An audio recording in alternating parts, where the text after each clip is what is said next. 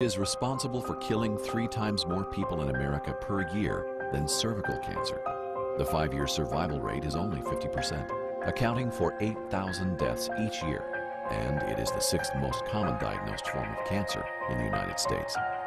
Presently, 30,000 patients are diagnosed annually, and 25% of all newly diagnosed cases have been in patients under the age of 40, with none of the known risk factors.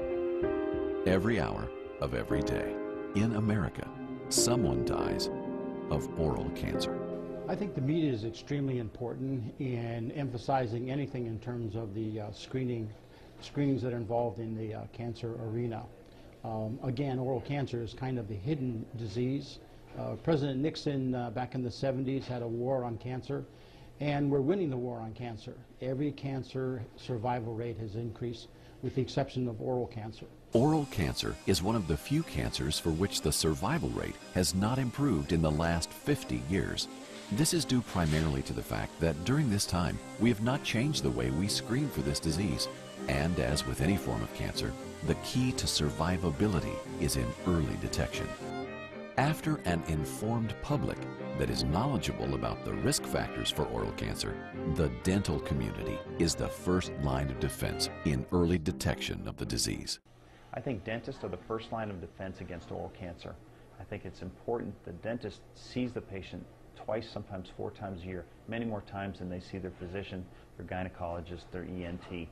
I think that nationwide, why dentists don't use this technology is, number one, it's just a new technology. A lot of dentists aren't aware of this technology and what it can do for their patients. According to the American Dental Association, one of the real dangers of this cancer is that in its early stages, it can go unnoticed. It can be painless, and little in the way of physical changes may be obvious. The fact is, the average person routinely has conditions existing in their mouths that mimic the appearance of precancerous changes and very early cancers of soft tissues. However, recent breakthroughs in diagnostic technologies such as Velscope are providing dentists the ability to detect this deadly form of cancer in its earliest stages. The way the Velscope works, it's a blue light that is shined into a patient's mouth that then reflects off the patient's tissue. When that reflection comes back into the eyepiece, there are a number of filters which filter out different wavelengths. The dentist is then looking at tissue and discerning what is normal tissue and what is abnormal tissue. Normal tissue is tissue that gives off a fluorescence. It naturally metabolizes. Abnormal tissue does not give off a fluorescence.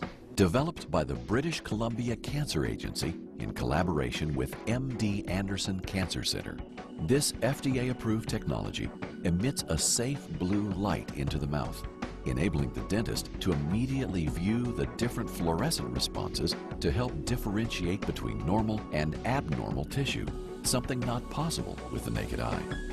Fortunately, with early detection, the survival rate for oral cancer is very high. That's why an annual screening as part of your regular checkups is important.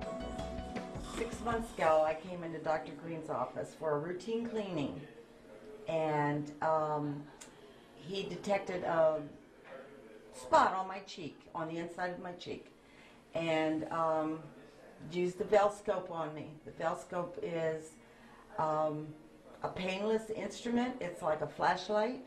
They put it in your mouth and it shines a blue light and it detects anything that's inside your mouth. And they did detect a lesion on the inside of my cheek, which was oral cancer. And thanks to Velscope, I was able to have my biopsy done right in this office. It was painless, and the Velscope is painless. It's just like a flashlight. I do believe that every dentist's office should be equipped with this.